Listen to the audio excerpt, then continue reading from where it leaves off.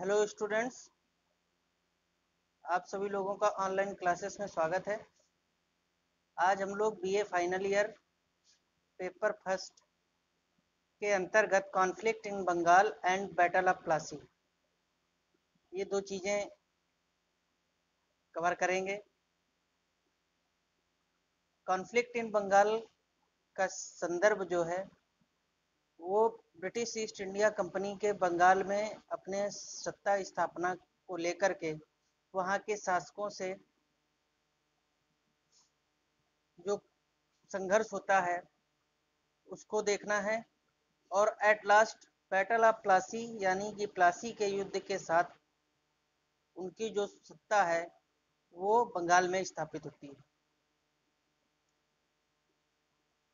तो आज की इस क्लास में हम लोग यही सारा जो कि अंग्रेजों और बंगाल के नवाबों के बीच जो भी संघर्ष होता है वो सब आज की क्लास में देखने वाले हैं।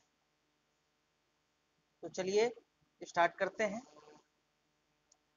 बंगाल की स्थापना जो है, जब हम लोगों ने देखा था कि आधुनिक भारत का इतिहास 18th सेंचुरी इंडिया, उस समय मुर्शिद कुली खां और अली वर्दी खां के द्वारा 1740 में स्वतंत्र बंगाल राज्य की स्थापना की जाती है। और इसी समय अंग्रेजी ईस्ट इंडिया कंपनी भी अपनी कोठियां बनानी प्रारंभ कर देती है। सर्वप्रथम 1651 में अंग्रेजों ने हुगली में अपनी प्रारंभिक कोठी जो है स्थापित की थी। उसके बाद से चंद्रनगर, कोलकाता, जो सूतानाती, गोविंदपुर, कलिकाटा, ये 3 ग्रामों को मिलकर बनाया गया था कोलकाता। वहाँ पर अपनी बस्तियां जो है बसानी प्रारंभ कर दी और अपने बस्तियों की किलेबंदी भी प्रारंभ कर दी थी। और इसी किलेबंदी को लेकर के खासकर चंद्रनगर और हुगली में अली वर्दी खां से भी काफ़ी मतभेद होता रहा। अली वर्दी खां अंग्रेजों की इस कार्रवाई के खिलाफ था, लेकिन फिर भी उस समय तो मामला शांत हो गया। लेकिन जब शासन आया सिराजुद्दौला का, जो कि अली वर्दी खां का नाती था, तो असली लड़ाई जो है वहीं से शुरू होती है। तो आज की इस क्लास में हम लोग वहीं से प्रारंभ करते हैं।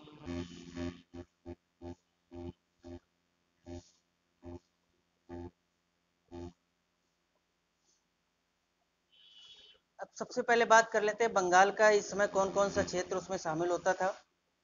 बंगाल में इस समय बंगाल प्रांत, जो आधुनिक बंगाल है, समूचा बांग्लादेश, पूरा बिहार और उड़ीसा, ये सारे प्रांत जो है बंगाल राज्य के अंतर्गत शामिल थे। यह मुगल कालीन भारत का सर्वाधिक संपन्न राज्य था। तो इस प्रकार से इतने बड़े राज्य पर शासन स्थापना करना एक तरह से ये माना जाता था कि अंग्रेजों के लिए यही एक वरदान साबित हुआ। जो हम लोगों ने पिछली क्लास में देखा था कि डुप्ले ने मद्रास में अपनी शक्ति स्थापित करके भारत पर अधिकार करने का प्रयास किया, वो असफल रहा। असली मार्ग जो है वो बंगाल से ही निकला। बंगाल के प्रथम स्वतंत्र शासक मुर्शिद कुली खां तथा उसके उत्तराधिकारी शुजाउद्दीन और अली वर्दी खां के समय बंगाल इतना संपन्न हो गया कि इसे भारत का स्वर्ग कहा जाने लगा था। तो ये प्रमुख शासक हुए मुर्शिद कुली खां, उसके बाद शुजाउद्दीन, उसके बाद अली वर्दी खां और अली वर्दी खां के बाद सिराजुद्दौला। डचों, अंग्रेजों और फ्रांसीसियों ने बंगाल में जगह जगह अपनी व्यापारिक बस्तियां स्थापित कर लीं, जिनमें हुगली जो है सर्वाधिक महत्वपूर्ण पत्तन था। 1705 में जहां बंगाल की जनसंख्या 15,000 थी, वहीं 1750 ईस्वी में यहाँ की जनसंख्या बढ़कर 1 लाख के करीब हो गई थी। ढाका और मुर्शिदाबाद 2 घने आबादी वाले जिले थे। तो ये बंगाल का एक सामान्य जानकारी है, उस समय बंगाल में किस प्रकार की स्थितियां थी। नेक्स्ट हम लोग बात करते हैं सिराजुद्दौला के समय। सिराजुद्दौला का जो शासन काल रहा वो 1 वर्ष रहा, 1756 से 1757, यानी कि इसी एक वर्ष के कार्यकाल के दौरान सिराजुद्दौला की प्लासी के युद्ध में पराजय हो जाती है और उसकी हत्या कर दी जाती है, जिसके बाद से अंग्रेजों की जो प्रभुसत्ता है वो यहाँ पर स्थापित हो जाती है। अलीवर्दी के बाद उसका नाती सिराज 10 अप्रैल 1756 को बंगाल का नवाब बना। सिराज के बारे में जीन ला ने कहा है कि वह न केवल विभिन्न प्रकार के विचारों के लिए अपितु अपनी क्रूरता के लिए भी विख्यात था। हर कोई सिराजुद्दौला से कांपता था। तो ये एक स्टेटमेंट है जो कि जीन ला ने कहा है, और चूंकि ये अंग्रेज था इसलिए कहीं ना कहीं इसने साम्राज्यवादी दृष्टिकोण से इस प्रकार का स्टेटमेंट दिया है। सिराजुद्दौला के राजगद्दी के प्रतिद्वंदियों एवं विरोधियों में प्रमुख थे पूर्णिया के नवाब शौकत जंग, जो उसका चचेरा भाई था, सिराज की मौसी घसीटी बेगम तथा उसका सेनापति मीर जाफर, जो अलीवर्दी खां का एक तरह से दामाद भी था।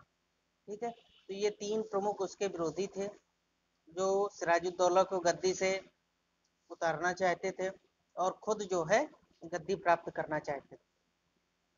अपने विरोधियों के दमन के क्रम में सिराजुद्दौला ने मौसी घसीटी बेगम को बंदी बना लिया तथा सेनापति मीर जाफर को हटाकर उसके स्थान पर मीर मदान को नियुक्त किया। यानी कि मीर बख्शी के पद पर जब मीर जाफर जो स्थापित था उस पद से उसको हटा करके मीर मदान को सेनापति या मीर बख्शी का पद जो है सौंप दिया गया। मोहनलाल नामक एक कश्मीरी युवक को सिराज ने इतना शक्तिशाली बना दिया कि वह प्रधानमंत्री जैसा व्यवहार करने लगा, यानी कि वजीर की तरह आप कह सकते हैं। तो ये दो इसके सबसे वफादार व्यक्ति भी थे, मोहनलाल और मीर मदान, जो कि प्लासी के युद्ध में अपनी मृत्यु तक सिराजुद्दौला का पूरा साथ देते हैं। 1756 में सिराज ने पूर्णिया के शौकत जंग के दमन हेतु प्रस्थान किया। अक्टूबर 1756 मनिहारी के युद्ध में सिराज ने शौकत को पराजित कर उसकी हत्या कर दी। तो दो समाप्त हो गए, लेकिन तीसरा जो मीर जाफर है वो एक तरह से काल बन करके बैठा रहा सिराजुद्दौला के, और अंग्रेजों की सत्ता स्थापना में सबसे बड़ा योगदान जो है मीर जाफर का ही रहा। इसी समय सिराजुद्दौला को मुगल शासक से एक फरमान मिला जिसमें बंगाल, बिहार, उड़ीसा पर उसकी सूबेदारी का अनुमोदन कर दिया गया। सिराज का अंग्रेजों से संबंध कड़वाहट भरा था, जिसके कई कारण थे, जैसे कि अंग्रेजों द्वारा नवाब की सत्ता की अवहेलना कर उसके विरुद्ध षड्यंत्र में शामिल लोगों को बढ़ावा देना पहला कारण था। यानी कि मीर जाफर जैसे लोगों से मिलना, उनसे उनको कई प्रकार की उनके दिमाग के साथ खेलना, उनको भड़काना, ये सारा काम जो है अंग्रेज कर रहे थे। दूसरा, नवाब के राज्यारोहण के समय उसे उचित सम्मान और उपहार कंपनी द्वारा न देना, नवाब को कंपनी द्वारा कासिम बाजार फैक्ट्री के निरीक्षण की अनुमति न मिलना, नवाब की अनुमति के बिना फोर्ट विलियम को किलेबंदी को सुदृढ़ करना। यानी फोर्ट विलियम जो कलकत्ता में इन्होंने अपना किला बनाया था उसकी ये किलेबंदी प्रारंभ कर दिए थे, जिसका कि अलीवर्दी खां के समय ही, लेकिन अलीवर्दी खां के बहुत ज़्यादा प्रेशर डालने पर वो ऐसा नहीं कर पाए थे, और सिराजुद्दौला के शासक बनते ही उन्होंने फिर से अपना फोर्ट विलियम की किलेबंदी जो है प्रारंभ कर दी थी। फरुखसियर द्वारा एक व्यापार विशेष अधिकार पत्र था जिसको दस्तक बोलते थे, ये प्रदान किया गया था। तो ये भी फरुखसियर के लिए बहुत ज़्यादा परेशानी उत्पन्न कर रहा था। इसमें होता क्या था कि ये दस्तक दिखा करके अंग्रेज जो है अपना निजी व्यापार स्थापित करते थे, और इस दस्तक के बल पर उस पर कोई भी टैक्स, आयात निर्यात टैक्स जो है नहीं देना होता था। तो ये सभी लोग इन दस्तकों का अपने निजी व्यापार में प्रयोग करते थे, जबकि इसका प्रयोग जो है कंपनी के लिए दिया गया था। तो ये पूरा भ्रष्टाचार चल रहा था, जिससे भी सिराजुद्दौला जो है काफ़ी नाराज था। इन्हीं सभी कारणों से सिराजुद्दौला और कंपनी के बीच संघर्ष उत्पन्न हुआ था, और जो प्लासी के युद्ध के प्रमुख कारण भी बने।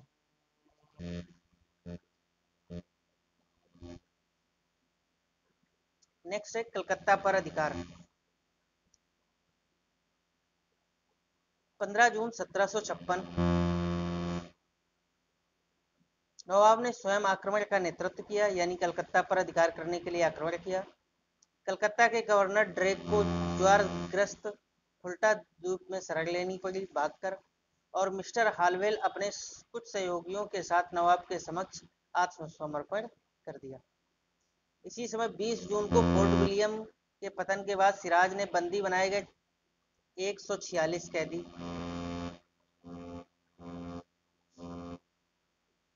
146 कैदियों को, जिसमें स्त्री और बच्चे भी थे, को एक घुटन युक्त अंधेरे कमरे में बंद कर दिया।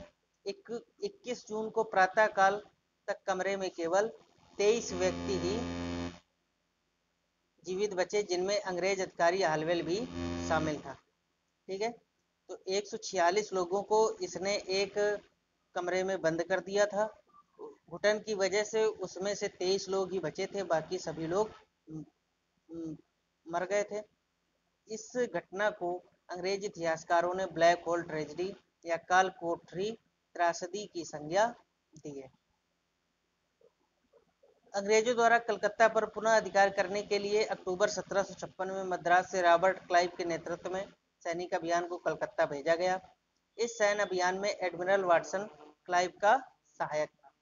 तो अब ये दो लोग, रॉबर्ट क्लाइव और एडमिरल वाटसन, ये दो लोग आकर के कलकत्ता पर जो है या बंगाल की राजनीति में अब हस्तक्षेप करना प्रारंभ करते हैं।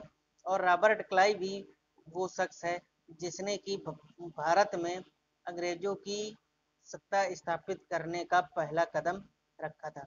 यानी कि सबसे बड़ा योगदान अंग्रेज इतिहासकारों में ये माना जाता है कि रॉबर्ट क्लाइव न होता तो शायद भारत में ब्रिटिश ईस्ट इंडिया कंपनी की स्थापना नहीं हो सकती थी।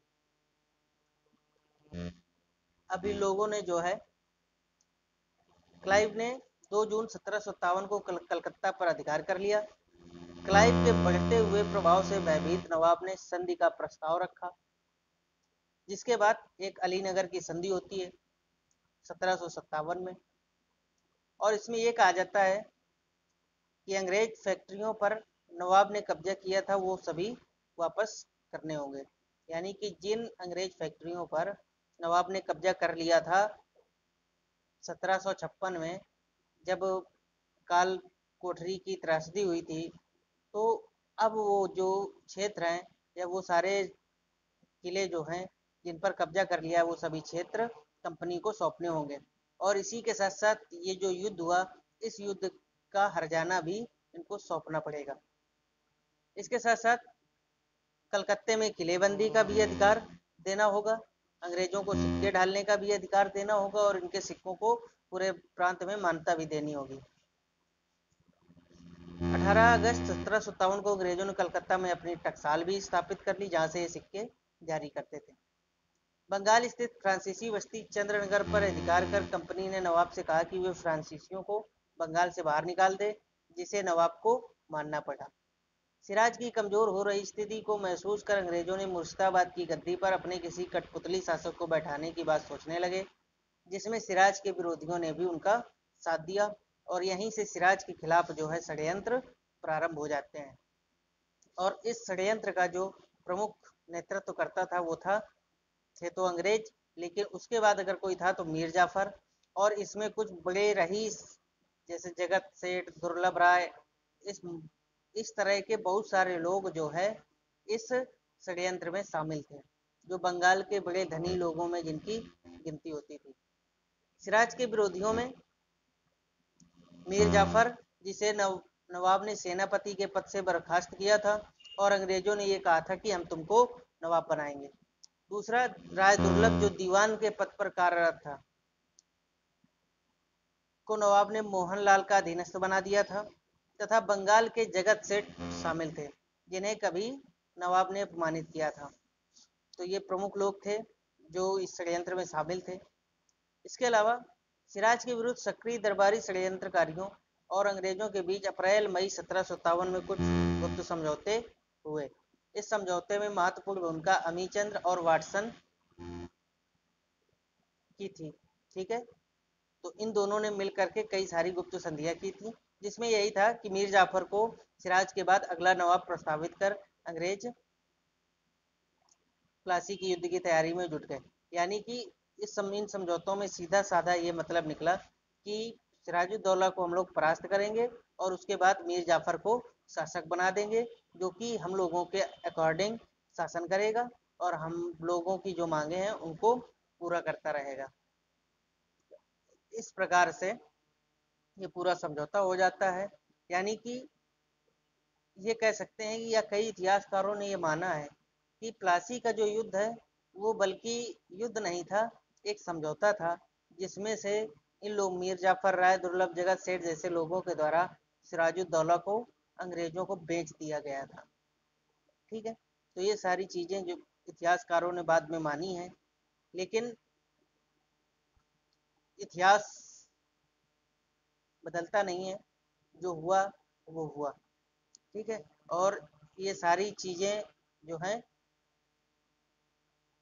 बंगाल के पतन का कारण बनी, और कहा भी जाता है कि युद्ध और प्यार में सब कुछ जायज होता है। तो अंग्रेजों ने ये नीति शुरू से ही लेकर चली, भारतीय इस नीति को नहीं अपना रहे थे और इसीलिए वो पीछे छूट गए।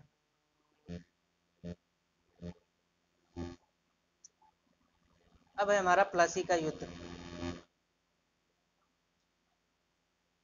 प्लासी का युद्ध जो है, डेट याद रखना, 23 जून 1757। इस दिन इस युद्ध की शुरुआत हुई थी। प्लासी के युद्ध में जो अंग्रेजी सेना थी वो 1100 यूरोपीय सैनिक, 200 सिपाही तथा बंदूकची थे, जिसका नेतृत्व कौन कर रहा था? क्लाइव कर रहा था। दूसरी ओर 4500 सैनिकों वाली नवाब की सेना थी, जिसमें 3 राजद्रोही मीर जाफर, यार लतीफ और राय दुर्लभ, ये तीनों शामिल भी थे नवाब की सेना की तरफ से। प्लासी जो है वो वर्तमान में नदिया जिले में गंगा नदी के किनारे स्थित एक गांव था, जहां पर ये युद्ध जो है लड़ा गया। नवाब की सेना के वफादार सिपाही मीर मदान और मोहनलाल, जिनको हम लोगों ने पहले भी देखा था, इस युद्ध में वीरगति को प्राप्त हुए और सिराज की सेना के तीनों धोखेबाज सेनापति युद्ध क्षेत्र में एक भी गोला दागे बगैर वापस हो लिए।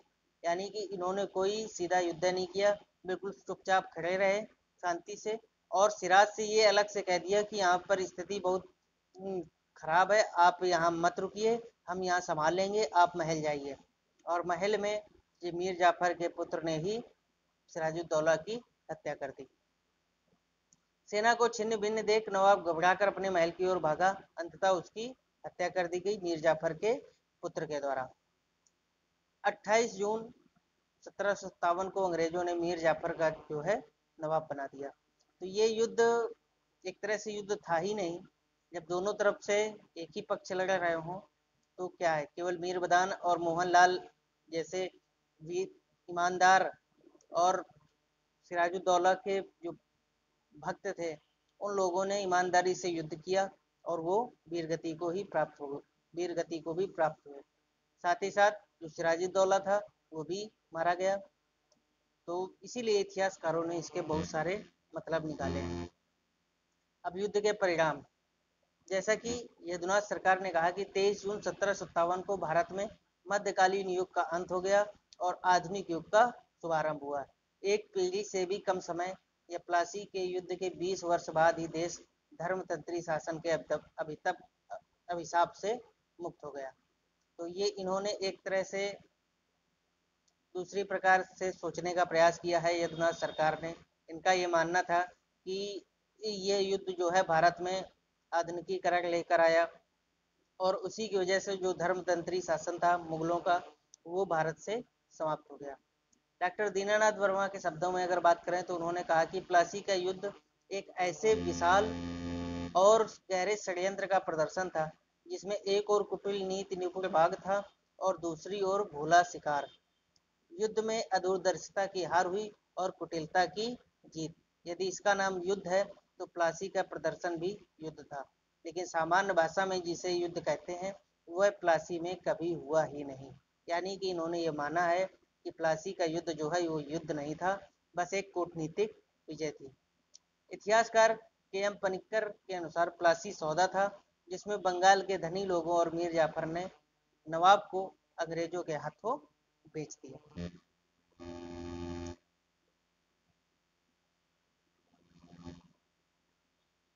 प्लासी के युद्ध के बाद बंगाल में ल्यूक स्क्राफ्टन को नवाब के दरबार में अंग्रेज रेजिडेंट नियुक्त किया गया।